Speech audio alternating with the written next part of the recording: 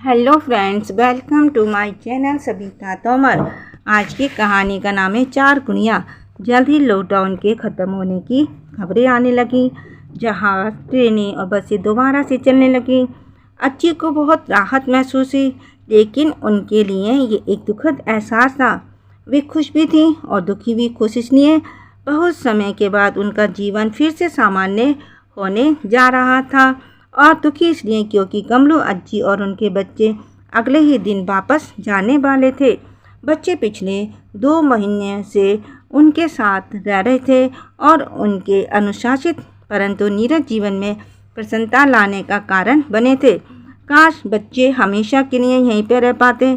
अज्जी ने कहा, केक खाना हमेशा अच्छा लगता है। अज्जी ने मुस्कुराते कहा, लेकिन तुम हर समय तो केक नहीं खा सकती। क्या तुम खा सकती हो? मैं समझ चुकी हूँ, अज्जी ने गहरी सांस लेते हुए कहा।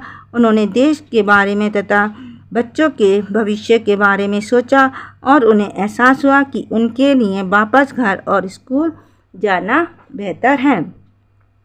जीवन को आगे बढ़ता रहना चाहिए, उन्होंने कहा। हमें सावधान रहना पड़ेगा और अपना काम जारी रखना होगा। वे बच्चों के साथ उनके घर अपने घर के बने हुए व्यंजन भेजना चाहती थी। उन्होंने कमलू अज्जी की ओर देखा। दामू यहाँ पर है, हम लोग यहाँ हैं, चलो ओबट्टू बनाते हैं। एक तरह की रोटी होती है जिसमें गुड़, घी, चना और अन्य सामग्रियाँ मिली होती हैं। हर कोई अपने परिवार के लिए अपने साथ कुछ पैकेट ले जा सकता है और हम कुछ ज़्यादा पैकेट भी बनाकर भेज देंगे। एक सलमा के लिए और एक जॉर्ज के लिए। आप पोहा भी अच्छा बनाती हैं, कमलू अज्जी ने कहा। फिर मैं भी उनके कुछ और पैकेट्स बनाऊंगी, जिससे मीनू भी मुंबई में अपने दोस्तों के लिए कुछ पैकेट ले जा पाए। अज्जी ने कहा, मुझे कोडबले बहुत पसंद है, कर्नाटक का खास व्यंजन। मैं इन स्नैक्स को खाने में सबसे आगे रहता हूँ, लेकिन पकाने में बिल्कुल बेकार हूँ। सभी लोग हंसने लगे। दामू ने सब कुछ तैयार करने में पूरी मदद की पेशकश की। उसने कहा, अज्जी मैं सब कुछ बना दूंगा। अज्जी ने कहा, इसके बहुत सारे पैकेट तैयार करना। तुम अपने लिए तथा अदिति के दोस्तों के लिए और भी पैकेट बना सकते हो। दामू एवं दोनों दादी माँ जल्दी स्नैक्स बनाने में के काम में व्यस्त हो गईं और उनका पूरा दिन इसी में बीत गया। अगले दिन अज्जी ने बच्चों को सुबह सुबह तैयार कर दिया। अज्जी ने कहा, पिछले 2 महीनों में हमने जो कुछ सिखाया और जो कुछ कहानियाँ सुनाई, उन्हें याद रखना और कभी भूलना मत। दोस्तों के लिए अपनी जुबान पर कायम रहना, दयालु बनना और दूसरों की मदद करना। अपने आसपास सफाई भी रखना और जब अगली बार आओ तो अपने दोस्तों को भी साथ लाना। रोज़ के समय से पहले ही लंच करने के बाद कमलू अज्जी और 5 बच्चे ऑफिस मैनेजर के साथ बेंगलुरु जाने के लिए तैयार हो गए, जो वहां आने वाले थे और उन सभी को वापस बेंगलुरु ले जाने वाले थे। वहां से रघु और मीनू मुंबई के लिए जहाज़ पर बैठने वाले थे। इस बार की छुट्टियां बहुत अलग थीं। अज्जा ने कहा। सारे बच्चे अज्जा व अज्जी के गले लगे और उनके पैर छुए। अज्जी ने कहा, ठीक से पढ़ना, करुणा, बुद्धिमानी, ज्ञान और साहस, ये 4 विशेषताएं ही तुम्हें एक अच्छा इंसान बनाएंगी। ये एक संतुलित आहार की तरह है। तुम्हें खाने में रोटी, सब्जी, दाल और चावल सब कुछ खाना होता है। तुम केवल किसी एक चीज़ को ही हमेशा खाकर नहीं रह सकते। अज्जी कमलू की ओर मुड़ी। इस बार हमने एक साथ जितना समय बिताया उतना पहले कभी साथ में नहीं बिताया और हमारा ये समय बहुत ही अच्छा बीता। बिना तुम्हारी मदद के मैं शायद बच्चों को इस तरह से नहीं संभाल पाती और ना ही हम अपने दुख व सुख तुम्हारे से साझा कर पाते। मैं यहाँ 4 दिनों के लिए आई थी, लेकिन मैंने तुम्हारे साथ अपने जीवन के 60 लाजवाब दिन गुजारे। मैंने बहुत सी कहानियाँ सुनी, कुछ बचपन की कहानियों को याद किया और उन्हें बच्चों के साथ साझा भी किया। मैं अपने इस दौरे को हमेशा याद रखूंगी। कमलू अज्जी ने अज्जी का हाथ कसकर पकड़ते हुए कहा। हम सब दोबारा मिलेंगे, अज्जा ने कहा, लेकिन हालात सामान्य होने पर, ना कि उस समय जब कोरोना वायरस का खतरा हम पर हावी हो। अज्जी अनुष्का ने कहा, प्लीज़ जाने से पहले हमें एक और कहानी सुना दो। सभी बच्चों ने सहमति से सिर हिलाया और एक साथ चिल्लाने लगे। अज्जी मुस्कुराने लगी। चलो एक कहानी सुनाती हूँ तुम्हें। ये उस आशीर्वाद के बारे में है जो मैंने अभी तुम्हें दिया। एक बार एक गुड़िया बनाने वाला था जो अपनी कला में निपुण था। उसका अनिल नाम का एक बेटा था। जब अनिल बड़ा हो गया तो उसने अपने पिता से कहा, पिताजी, मैं इस संसार को देखना चाहता हूँ। मैं कहीं बाहर काम करना चाहता हूँ और अपना रास्ता स्वयं बनाना चाहता हूँ। आप मुझे अपना आशीर्वाद दो। दुर्भाग्यवश गुड़िया बनाने वाला व्यक्ति बहुत अमीर नहीं था, लेकिन उसने अपने पुत्र को पूरे दिल से आशीर्वाद दिया। जब अनिल जाने के लिए तैयार हुआ, उसके पिता ने कहा, मुझे संसार के बारे में ज़्यादा कुछ नहीं पता है, क्योंकि मैंने बाहर की दुनिया को ज़्यादा नहीं देखा है और ना ही मेरे पास तुम्हें देने के लिए कोई संपत्ति है। मेरे पास केवल गुड़िया है, इसलिए तुम इन 4 गुड़ियों को अपने साथ ले जाओ। इससे शायद तुम्हारी यात्रा में कुछ लाभ हो। ये खास तरह की गुड़िया है। इन्हें मैंने बहुत ध्यान से तैयार किया है और जितना मेरे लिए संभव था बेहतर तरीके से पोशाकें पहनाई हैं। इससे पहले कि अनिल कुछ कहे, गुड़िया बनाने वाले ने अपनी बात जारी रखते हुए कहा, इस पहली गुड़िया को मैंने राजा की पोशाक पहनाई है। इसमें बौद्धिक क्षमता है। दूसरी गुड़िया को सैनिक की पोशाक पहनाई है जो बहुत ही साहसी है। तीसरी गुड़िया को एक आम आदमी की पोशाक पहनाई है जो बहुत ज्ञानी है। चौथी गुड़िया को योगी की पोशाक पहनाई है जिसमें बहुत ही करुणा है।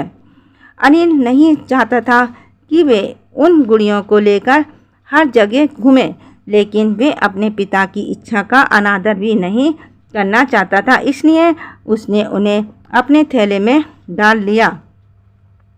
मेरे बच्चे ज्ञान और साहस की हमेशा बुद्धि और करुणा के अंदर ही काम करना चाहिए, तभी संसार खूबसूरत होगा, गुड़िया बनाने वाले ने कहा और अपने पुत्र को अलविदा कहा। अनिल चलता और तब तक चला गया जब तक वे एक स्थान पर नहीं पहुंच गया। दोपहर का समय हो चुका था। वे बहुत थक चुका था और आराम करना चाहता था, लेकिन वे सोच में था, क्या यहाँ आराम करना सही है? मेरी इसमें कोई मदद कर सकता है? अचानक भी गुड़िया, जिसने राजा की पोशाक पहनी हुई थी, जाग उठी। वे थैले से निकली और उसने कहा, अनजानी जगहों पर अपनी बुद्धि का इस्तेमाल करना आवश्यक है। बुद्धि की कुंजी निरीक्षण करने में है। कोई निर्णय लेने से पहले अपने आसपास देखो, वरना लोग तुम्हारा अनुचित लाभ उठाएंगे। गुड़िया वापस अपने थैले में चली गई। अनिल ने अपने आसपास देखा। उसने देखा कि पेड़ के पास एक सांप की केंचुल पड़ी थी। उसे एहसास हुआ कि सांप कहीं आसपास ही है और आराम करने के लिए किसी दूसरी जगह को तलाशना होगा। उसने कुछ समय के लिए अपनी यात्रा आगे जारी रखी। उसी समय उसे एक दूसरा स्थान मिला। तभी बारिश होने लगी थी। वे आराम करने वाला ही था कि उसे राजा वाली गुड़िया की सलाह ध्यान में आ गई। उसने आसपास देखा और उसे एक शेर के पंजों के निशान दिखाई दिए। ये जगह भी आराम करने के लायक नहीं है, उसने सोचा और फिर आगे बढ़ गया। कुछ किलोमीटर आगे बढ़ने के बाद वे रुका और अपने आसपास फिर से देखा। उसे अपने आसपास कुछ भी नहीं मिला और इसलिए उसने वहाँ काफ़ी देर तक विश्राम किया। अगले ही दिन उसने पास के शहर में जाने का निश्चय किया। जब वे उस शहर की सीमा पर पहुँचा तो उसने एक बहुत बड़ा महल देखा जिसके आसपास बहुत ही हलचल हो रही थी। उस महल को देखकर उसे आश्चर्य हुआ। वे सोचने लगा, मैं भी कैसे अमीर बन सकता हूँ और अपने लिए एक महल बना सकता हूँ।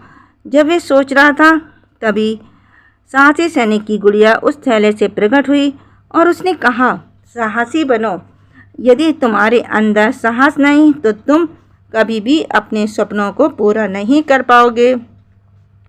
बिना साहस के जीवन कभी भी खुशहाल नहीं होता है।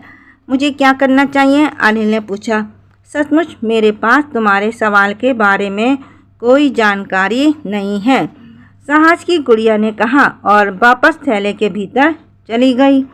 कुछ देर बाद ज्ञान की गुड़िया प्रकट हुई और कहा, ये स्थान बहुत ही समृद्धिशाली दिखाई देता है क्योंकि इस क्षेत्र की ज़मीन अच्छी है। यहाँ पर ज़मीन के उस टुकड़े को ले लो जो किसी का ना हो। एक क्षेत्र जो कि पत्थर के टुकड़ों से घिरा हुआ था की ओर संकेत करते हुए उस गुड़िया ने कहा, इसे लो, इसमें सोने की खान है। मजबूत व साहसी बनो और यहीं पर काम की शुरुआत करो। ज्ञान की गुड़िया फिर वापस थैले में चली गई। अनिल उस जगह की ओर चल पड़ा जिसकी ओर गुड़िया ने संकेत किया। उसे पता चला कि वे जगह किसी के भी अधिकार क्षेत्र में नहीं है और कुछ लोगों से पूछने के बाद उसे उसके मालिक का भी पता चल गया। अनिल सीधे उस मालिक के घर जा पहुंचा और उस ज़मीन को सस्ते दामों पर खरीद लिया। कुछ ही दिनों में अनिल ज़मीन में से कंकड़ पत्थर हटाने के काम में लग गया।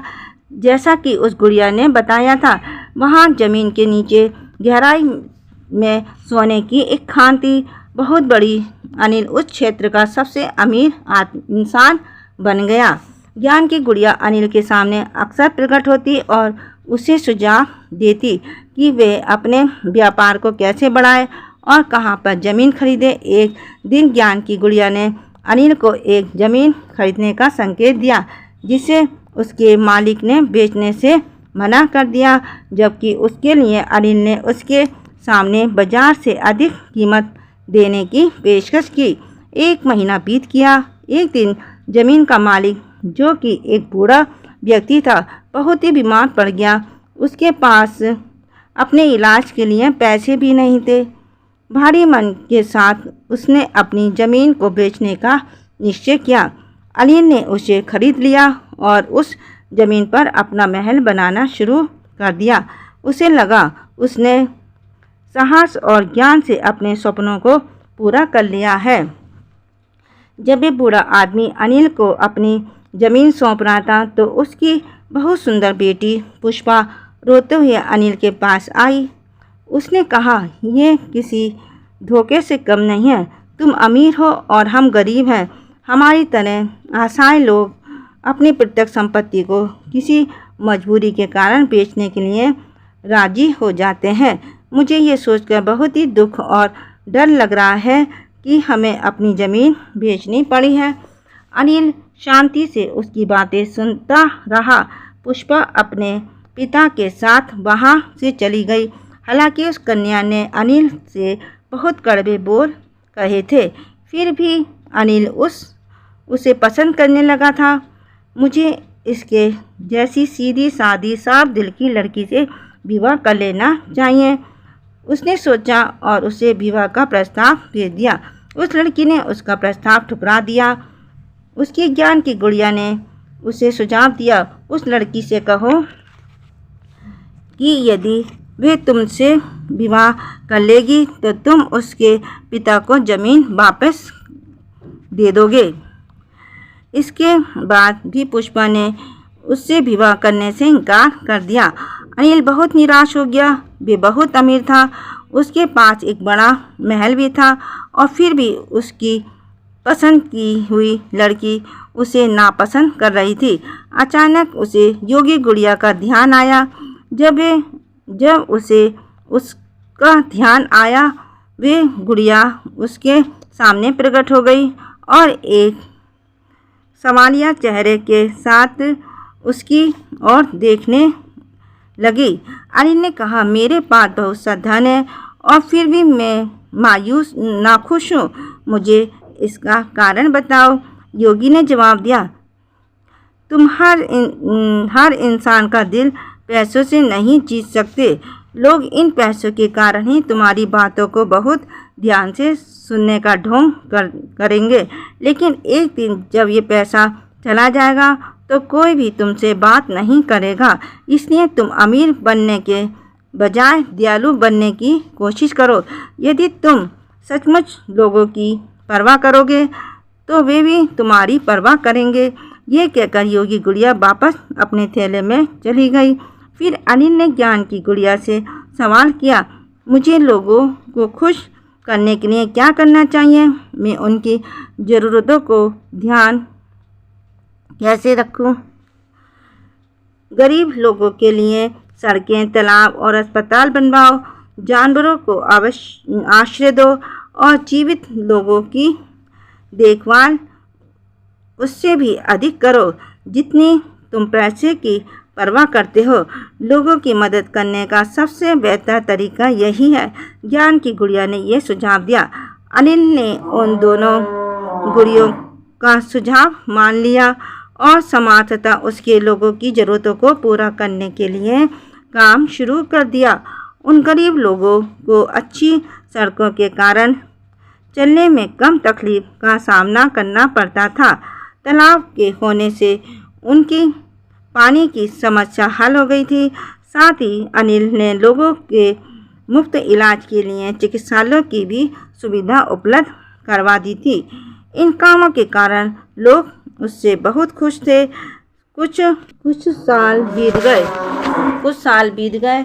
एक दिन पुष्पा अपने पिता के साथ उसके महल में आई। अनिल को उसे देखकर बहुत खुशी हुई, लेकिन उसे उसके यहाँ आने के कारण के बारे में जानकर अनिल सोच में था। मुझे माफ़ कर दो, मैंने तुम्हारी ज़मीन ले ली।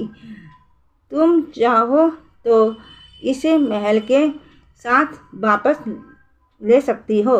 मुझे इससे कोई फ़र्क नहीं पड़ेगा। तुम जब तक चाहो इसे अपने पास रख सकती हो। नहीं, हम अपनी संपत्ति के लिए तुम्हारे पास वापस नहीं आए हैं। उस बूढ़े आदमी ने कहा, मुझे तुम्हारे बनाए हुए अस्पताल में मुफ्त इलाज मिला और इसी कारण पुष्पा और मैंने यहाँ तुम्हारे पास आने का निश्चय किया। तुमने हम जैसे लोगों के लिए जो भी अच्छे काम किए हैं उनको देखते हुए उसने तुम्हारे प्रस्ताव पर फिर से विचार करने का निश्चय किया है। मैं अपनी बेटी का हाथ विवाह के लिए तुम्हें देने के लिए यहाँ पर आया हूँ। यदि तुम अभी भी उसके साथ विवाह करना चाहते हो। अनिल को बहुत ही खुशी हुई। वे सोने और पैसों से पुष्पा का दिल जीतने में नाकाम रहा था, लेकिन अपने अच्छे कर्मों से उसने अपनी इस इच्छा को हासिल कर लिया। जल्दी दोनों ने विवाह कर लिया और अनिल ने पुष्पा एवं उसके पिता को अपने साथ आकर रहने के लिए कहा। उसने अपने पिता को सही समय पर सही गुड़िया देने के लिए शुक्रिया कहा। अनिल ने अपना बाकी का जीवन धनी, बुद्धिमान, साहसी, ज्ञानी और दयालु रहकर बिताया। क्या कहानी है, अनुष्का ने कहा और आहें भरते हुए गहरी सांस ली, क्योंकि उसे लगा कि ये उसकी यात्रा के दौरान सुनी हुई आखिरी कहानी होगी। प्लीज़ मेरी कहानी को लाइक कीजिए, शेयर कीजिए, सब्सक्राइब कीजिए, कमेंट कीजिए। Thank you.